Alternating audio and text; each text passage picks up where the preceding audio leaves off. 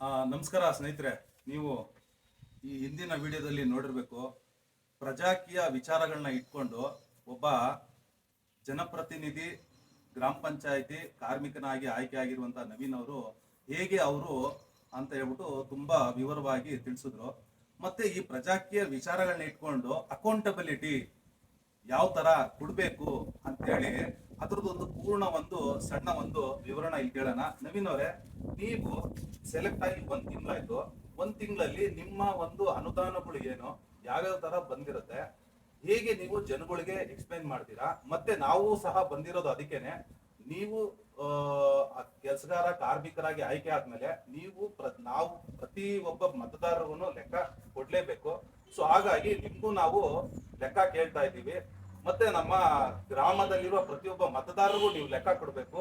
So explain ಮಾಡಿ ನಿಮ್ಮ ಅನುದಾನಗಳನ್ನು ಯಾವ್ಯಾವ ತರ ಏನೇನ್ ಕೆಲಸ ಮಾಡಿದ್ರಿ, ಖಂಡಿತ. ಮತ್ತೆ ಜನಗಳನ್ನ ಕೇಳಿ ಯಾವ ತರ ಕೆಲಸ ಮಾಡಿದ್ರಿ ಅದನ್ನು ಸಹ ನಮ್ಗೆ ಪ್ರೂಫ್ ಸಮೇತ ಎಕ್ಸ್ಪ್ಲೇನ್ ಮಾಡಿ. ಮೊದಲನೇದಾಗಿ ಖಂಡಿತವಾಗಿಯೂ ನಿಮಗೂ ಕೂಡ ಧನ್ಯವಾದ ಹೇಳ್ತೀನಿ ಸರ್. ಯಾಕೆ ಅಂದ್ರೆ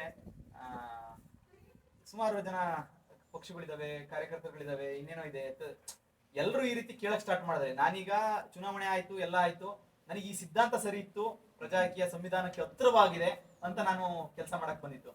ನೀವು ಅದನ್ನ ತಿಳ್ಕೊಂಡು ಪ್ರಜಾಕೀಯನ ಹೆಸರು ನೀನು ಬಾಯಿಂದ ಬಂದಿದೆ ಅನ್ನೋ ಕಾರಣಕ್ಕೋಸ್ಕರನ ನೀವು ಬಂದು ಪ್ರಜಾಕೀಯದಿಂದ ನಾವು ಮಾನಿಟರಿಂಗ್ ಮಾಡ್ತೀವಿ, ನೀನ್ ಹೆಂಗ್ ಮಾಡ್ತೀವಿ, ಎಲ್ಲಪ್ಪ ಎಂತಪ್ಪ ಅಂತ ನನಗೆ ನಿನ್ನೆ ಆಕ್ಚುಲಿ ಗೊತ್ತಿಲ್ಲ, ಇವ್ರು ಬಂದಿರೋದು ಗೊತ್ತಿಲ್ಲ. ನೀವು ಬಂದು ಇಡೀ ಊರನ್ನ ಸುತ್ತರ್ದಿರಂತೆ, ಕೇಳಿದಿರಂತೆ. ಈ ರೀತಿ ಮಾನಿಟರಿಂಗ್ ಮಾಡೋ ಅಂತದ್ದು ಈ ಪಕ್ಷದಿಂದ ಆಗ್ತಾ ಇದೆಯಲ್ಲ, ಅದಕ್ಕೆ ಮೊದಲನೇದಾಗಿ ಪಕ್ಷದ ಸಂಸ್ಥಾಪಕರಿಗೆ ಮತ್ತೆ ಪಕ್ಷದಲ್ಲಿರುವಂತ ಎಲ್ಲ ಏನು ನಿಜವಾಗಿ ಕೂಡ ಪ್ರಜಾಪ್ರಭುಗಳಿಗೆ, ಖಂಡಿತ ಹೌದು, ಅವರು ಕಾರ್ಯಕರ್ತರು ಅಂತ ಇಲ್ಲ, ನಾವು ಖಂಡಿತ ಕಾರ್ಯಕರ್ತರಲ್ಲ, ನಾವು ಒಬ್ಬ ಸಾಮಾನ್ಯ ಮತದಾರರು, ಅಸಾಮಾನ್ಯ ಪ್ರಜೆಗಳು ಅಷ್ಟೇ. ಖಂಡಿತ ನಾನು ಲೆಕ್ಕ ಕೊಡ್ತೇನೆ. ಇದು ಪರ್ಟಿಕ್ಯುಲರ್ ಸೊಕ್ಕೆ ಗ್ರಾಮದ ಏನು ಗ್ರಾಮ ಪಂಚಾಯತಿ ಸಂಬಂಧಪಟ್ಟಂತ ಲೆಕ್ಕ. ಈ ಲೆಕ್ಕ ನಿಮಗೆ ಕೊಡ್ಬೇಕು ಅಂತ ನಾನು ಅನ್ಕೊಂಡಿದ್ದೆ. ಅಷ್ಟೊಳಗೆ ನೀವು ಬಂದಿದ್ದಕ್ಕೂ ಅದಕ್ಕೂ ಎರಡು ಸೇಮ್ ಆಗಿದೆ ಸರ್. ಮೊದಲದಾಗಿ ನಮ್ಮ ಗ್ರಾಮ ಪಂಚಾಯತಿಗೆ 75 ವರ್ಷ ಏನು ನಮ್ಮ ಸರ್ಕಾರಕ್ಕೆ ತುಂಬುತ್ತಲ್ಲ ಒಂದು ಅಮೃತ ಮಹೋತ್ಸವ ಅಂತ, ಆ ಯೋಜನೆಯಲ್ಲಿ ಇಡೀ ರಾಜ್ಯಾದ್ಯಂತ 5,000 ಚಿಲ್ಲರೆ ಗ್ರಾಮ ಪಂಚಾಯತಿಗಳಿದ್ದಾವೆ ಸರ್. ಅದರಲ್ಲಿ 700 ಗ್ರಾಮ ಪಂಚಾಯತಿ ನಮ್ಮ ಗ್ರಾಮ ಪಂಚಾಯತಿ ಆಯ್ಕೆ ಆಗಿದೆ. ಅದೃಷ್ಟವಶಾತ್ ಅಂತ ಯಾಕೆ ಹೇಳ್ತೀನಿ ಅಂದ್ರೆ, ಅಮೌಂಟ್ ಬಂದಿದೆ. ಎಷ್ಟು ಅಮೌಂಟ್ ಬಂದಿದೆ ಅಂದ್ರೆ ಸರ್, 25 ಲಕ್ಷ ಅಮೌಂಟ್ ಬಂದಿದೆ. 22-23 ಸಲ ಅಮೃತ ಗ್ರಾಮ ಪಂಚಾಯತಿಗೆ ಸೊಕ್ಕೆ ಗ್ರಾಮ ಪಂಚಾಯತಿ ಆಯ್ಕೆ ಆಗಿ. ಇದ್ರದ್ದು ಒಂದು ಕ್ರಿಯಾ ಯೋಜನೆ ಸರ್, ಈಗ ಆಲ್ರೆಡಿ ರೆಡಿ ಮಾಡಿದರೆ, ಆಲ್ರೆಡಿ ಅದರಂತೆ ಕೆಲಸ ಮಾಡಬೇಕು. ಈಗ ನನಗೆ ಬಂದಿರೋ 6 ತಿಂಗಳಲ್ಲಿ ಈಗ 4 ವರ್ಷ ಏನು ಕಳೆದಿದೆಯಲ್ಲ, ಅದ್ರಲ್ಲಿ ಏನೇನ್ ಆಗಿದೆ ಅನ್ನೋದನ್ನ ನಾನು ನಿಮಗೆ ಲೆಕ್ಕ ಕೊಡ್ತಿದ್ದೀನಿ. ಇದ್ರಲ್ಲಿ ಏನಾಗುತ್ತೆ ಅಂದ್ರೆ, ಆರೋಗ್ಯಕ್ಕೆ ಅಂತ 27% ಇರ್ಬೇಕು ಸರ್. ಟೋಟಲ್ 25 ಲಕ್ಷದಲ್ಲಿ 27% ಇಟ್ರೆ 6.75 ಲಕ್ಷ ಹೋಗುತ್ತೆ.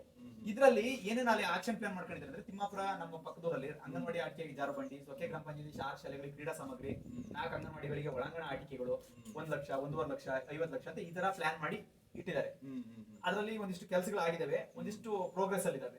ಇನ್ನ ಉಳಿದಂತದ್ದು ಅದರಲ್ಲಿ ಶಾಲಾ ಆಟದ ಮೈದಾನ ಅಥವಾ ಸಾರ್ವಜನಿಕ ಆಟದ ಮೈದಾನಗಳು ಏನಿರ್ತಾವಲ್ಲ ಊರಲ್ಲಿ, ಫ್ಲಡ್ ಲೈಟ್ ಅಳವಡಿಸೋದು ಈ ಗ್ರಾಮ ಪಂಚಾಯತಿ ಸಂಬಂಧಪಟ್ಟಂತೆ. ಅದಕ್ಕೆ ಇನ್ನ ಉಳಿಕೆ ಈ ಅಮೌಂಟ್ ನೆಲ್ಲ ಲೆಸ್ ಮಾಡಿದ್ರೆ ಉಳಿಕೆ ಅಮೌಂಟ್ 3,75,000 ಉಳಿದೆ. ನೆಕ್ಸ್ಟ್ ಅದರಲ್ಲಿ ಎರಡನೇದು ಏನಿದೆ ಅಂದ್ರೆ, ಪ್ರೋತ್ಸಾಹನ ಯಾಗ ಹಂಚಿಕೆ ಮಾಡ್ಬೇಕು ಅಂತ ಒಂದು ರೀತಿ ನೀತಿ ಕೊಟ್ಟಿದ್ದಾರೆ. ಅದರಲ್ಲಿ ಶಿಕ್ಷಣಕ್ಕೆ 20% ಕೊಡಬೇಕು ಅಂತಿದ್ದಾರೆ. ಆನಂತರ 5 ಲಕ್ಷ, 25 ಲಕ್ಷದ 5 ಲಕ್ಷ.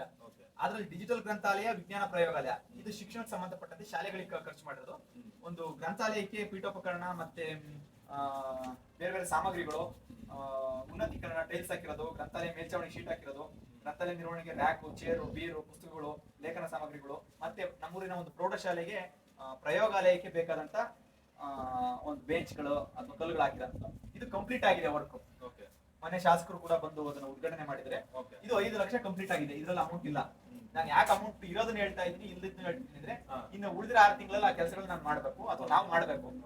ನೆಕ್ಸ್ಟ್ ಮೂರನೇದು ಮೂಲಭೂತ ಸೌಕರ್ಯಗಳ ಉನ್ನತೀಕರಣ ಅಂತ, ಅದರಲ್ಲಿ 32% ಅಮೌಂಟ್ ನ ಇಡಬೇಕು ಅಂತಿದೆ ಆ ಸಿಸ್ಟಮ್ ಅಲ್ಲಿ. ಅದರಲ್ಲಿ 8 ಲಕ್ಷ ರೂಪಾಯಿ ಅಮೌಂಟ್ ಬಂದಿರುತ್ತೆ. ಅದರಲ್ಲಿ ಎಸ್ಕ್ರೋ ಬಿಲ್ ಅಂತ ಹೇಳಿ ಕೆಇಬಿಗೆ ನಾವು, ಇದು ಬಹಳ ಮುಖ್ಯ ಸರ್. ಈ ಅಮೌಂಟ್ ಗೆ ನಾವು ಲಕ್ಷಗಟ್ಟಲೆ ಇದಾಗ್ತಾ ಇದೆ. ಎಸ್ಕ್ರೋ ಅಮೌಂಟ್ 2 ಲಕ್ಷ ಸರ್ಕಾರದಿಂದ ಡೈರೆಕ್ಟ್ ಆಗ್ತಾರೆ. ನಮ್ಮ ನೀರಿಂದು ಎಲ್ಲಾದು ಕೂಡ 2 ಲಕ್ಷಕ್ಕಿಂತ ಜಾಸ್ತಿ ಓಡ್ತಾ ಇದೆ. ಆಕ್ಚುಲಿ ನಾವು ನೀರ್ನ ದುರ್ಬಳಕೆ ಮಾಡಬಹುದು, ಕರೆಂಟ್ ನ ಹೆಂಗ್ ಬೇಕಂಗ್ ಬಳಸಬಹುದು.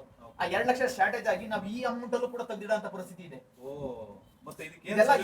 ಇದು ಉಳಿದಿದ್ರೆ ನಮ್ ಗ್ರಾಮಕ್ಕೆ ಆಗೋದು ಉನ್ನತೀಕರಣಕ್ಕೆ. ನಮ್ ಜನ ಎಲ್ಲಿ ಪೋಲ್ ಆಗ್ತಾ ಇದೆಯೋ ಅಲ್ಲಿ ಕರೆಕ್ಟ್ ಆಗಿ ನಾವು ನೀರನ್ನ ಸದ್ಬಳಕೆ ಮಾಡ್ಕೊಳ್ಳೋಂಥದ್ದಾಗಿರ್ಬೋದು, ಕರೆಂಟ್ ನ ಕರೆಕ್ಟ್ ಆಗಿ ಬಳಸೋದಾಗಿರ್ಬೋದು, ಎನಿ ಟೈಮ್ ಆನ್ ಆಗದಂಗಿರೋ ಅಂತದ್ದಾಗಿರ್ಬೋದು, ಲೈಟ್ಗಳು, ಮೋಟರ್ಗಳು ಸುಸ್ಥಿತಿಯಲ್ಲಿ ಇರೋಂಥದ್ದಾಗಿರ್ಬೋದು, ಎಲ್ಲೋ ಗ್ರೌಂಡ್ ಆಗಿ ಇನ್ನೊಂದಿಷ್ಟು ಲೀಕೇಜ್ ಆಗಿ ಮೀಟರ್ ಫಾಸ್ಟ್ ಆಗಿ ಓಡ್ತಾ ಇರೋದಾಗಿರ್ಬೋದು. ಇದು 3.5 ಲಕ್ಷ ನಮಗೆ ಈಗ ಈ ಯೋಜನೆಯಲ್ಲಿ ದುಡ್ಡು ತೆಗೆದಿಡ್ಬೇಕಾದಂತ ಅನಿವಾರ್ಯತೆ ಬಂತು. ನಮ್ದು ಆಲ್ರೆಡಿ 6 ರಿಂದ 7 ಲಕ್ಷ ರೂಪಾಯಿ ಬಿಲ್ ಇನ್ನು ಬಾಕಿ ಇದೆ. ಇವಾಗ್ಲೂ ಎಷ್ಟೋ ಗ್ರಾಮಗಳಲ್ಲಿ ಬೀದಿಗಳಲ್ಲಿ ಲೈಟ್ಗಳು ಉರಿತಾನೆ ಇರ್ತವೆ, ಎಷ್ಟೋ ನಲ್ಲಿಗಳಲ್ಲಿ ನೀರು ಹೋಗ್ತಾನೆ ಇರ್ತದೆ. ಅಂದ್ರೆ ಇದ್ರ ಬಗ್ಗೆ ಅವರು ತಿಳಿಸ್ತಾ ಇದ್ದಾರೆ. ಇದ್ರನ್ನ ಏನಾದ್ರು ಉಳಿಸಿದ್ರೆ ಲಕ್ಷಾಂತರ ರೂಪಾಯಿ ದುಡ್ಡು ಉಳಿಯುತ್ತೆ ಅಂತ ಹೇಳ್ತಿದ್ದಾರೆ. ನಿಜವಾಗ್ಲು. ಆಮೇಲೆ ಇದ್ರಲ್ಲಿ ಇನ್ನು ಉಳಿದಿರೋ ಅಮೌಂಟ್ 4.5 ಲಕ್ಷ ಅಮೌಂಟ್ ಏನಿದೆ ಇದು ಉಳಿದಿದೆ. ಇದನ್ನ ಅದ್ರಲ್ಲಿ ಹೇಳಿದ್ದಾರೆ ವಿದ್ಯುತ್ ಬಿಲ್ ಉಳಿತಾಯಕ್ಕಾಗಿ ಯಾವುದಾದ್ರೂ ಒಂದು ಗ್ರಾಮ ಆಯ್ಕೆ ಮಾಡಿ ಸಂಪೂರ್ಣವಾಗಿ ಸೋಲಾರ್ ಬೀದಿ ದೀಪ ಅಳವಡಿಸುವುದು ಅಂತ. ಇದು ನಾನು ಬರೋದಕ್ಕೂ ಮುಂಚೆನೆ ಇಲ್ಲ ಆಲ್ರೆಡಿ ನಮ್ಮ ಊರಿನ ಸಹ ಊರುಗಳಾಗಿರೋಂಥ ತಿಮ್ಮಾಪುರ, ರಂಗಾಪುರ, ಕಾಡಿಪುರ ಈ ಎಲ್ಲಾ ಊರುಗಳಿಗೂ ಒಂದು ಬ್ಯಾಚ್ ಏನಿದೆ ಆ ಒಂದು ಹಳ್ಳಿಗಳಿಗೆ ಒಂದ್ ಸ್ವಲ್ಪ ಇಂಟೀರಿಯರ್ ಗುಡ್ಡದ ಏರಿಯಾಗಳು ಆ ಕಡೆ ಸ್ವಲ್ಪ ಹೊರಗಡೆ ಬರ್ತವೆ. ಇದು ನಮ್ದು ರೋಡ್ ಸೈಡ್ ಆದ್ರೆ ಅದ ಆ ಕಡೆ ಆ ಊರುಗಳಿಗೆ ಇಡಬೇಕು ಅಂತ ನಮ್ಮ ಸಹ ಏನು ಪ್ರತಿನಿಧಿಗಳು ಇದರಲ್ಲ ಅವರೆಲ್ಲ ಹೇಳ್ಕೊಂಡಿದ್ರು, ಇಟ್ಟಿದ್ರು. ಆ 4.5 ಲಕ್ಷ ಅವ್ರಿಗೆ ಸೋಲಾರ್ ಇದಕ್ಕೆ ಇಡಬೇಕು. ಅದ್ ಕೆಲಸ ಆಗಿಲ್ಲ, ಅದಕ್ಕೆ ಟೆಂಡರಿಂಗ್ ಏನಿದೆ ಅದನ್ನ ಮಾಡ್ಬೇಕು. ಇದಿಷ್ಟು ಯೋಜನೆ. ಮತ್ತೆ ಇನ್ನೊಂದಿದೆ, ಜಾಗ ಸಾಕಾಗಿಲ್ಲ, ಇಲ್ಲಿ ಹೇಳ್ಬಿಡ್ತೀನಿ. ಇನ್ನಿತರ ಸೌಕರ್ಯಗಳು ಅಂತ ಗ್ರಾಮ ಪಂಚಾಯತಿ ಕಚೇರಿಗಳು, ಪ್ರಾಜೆಕ್ಟ್ಗಳು, ಮೈ ಖರೀದಿಗೆ 20% ಅಮೌಂಟ್, 5 ಲಕ್ಷ ಅಮೌಂಟ್ ಅದರಲ್ಲಿ ಬಾಪೂಜಿ ಸೇವಾ ಕೇಂದ್ರ ಅಂತ ಹೇಳಿ ಒಂದು ಕಟ್ಟಡ ರಿನೋವೇಷನ್ ಆಗ್ತಾ ಇದೆಯಲ್ಲ ಅದಕ್ಕೆ ಇಟ್ಟಿದ್ದಾರೆ. ಅಂಗನವಾಡಿ ಕಾಂಪೌಂಡ್, ಅಮೃತ ಈ ತರದೆಲ್ಲ ಇಡಬಹುದು. ಅಂದ್ರೆ ಬಸ್ ಸ್ಟ್ಯಾಂಡ್ ಎಲ್ಲದಕ್ಕೂ ವ್ಯವಸ್ಥೆ ಇದೆ. ಬಟ್ ನಾವು ಇಲ್ಲಿ ಜನಗಳು ಕೇಳಿದ್ರೆ ಒಂದು ಬಸ್ ಸ್ಟ್ಯಾಂಡ್ ಬಹಳ ತುರ್ತಿದೆ, ಬಸ್ ಸ್ಟ್ಯಾಂಡ್ ಇಡಬಹುದಿತ್ತು. ಬಟ್ ಆಲ್ರೆಡಿ ಈ ಅಮೌಂಟ್ ಬೇರೆ ಯೋಜನೆಗಳು ಈ ಮುಂಚಿನ ಸದಸ್ಯರುಗಳು ಇಟ್ಟಿರೋದ್ರಿಂದ ಅದನ್ನ ಬರ್ತಾ ಇಲ್ಲ. ಸಾಂಸ್ಕೃತಿಕ ಭವನ, ಬಯಲು ರಂಗಮಂದಿರ, ಸಭಾಭವನ, ಸಮುದಾಯ ಭವನ ಕಟ್ಟಡಗಳು ಈ ರೀತಿ ಬಸ್ ಸ್ಟ್ಯಾಂಡ್ ಈ ತರದಕ್ಕೆ.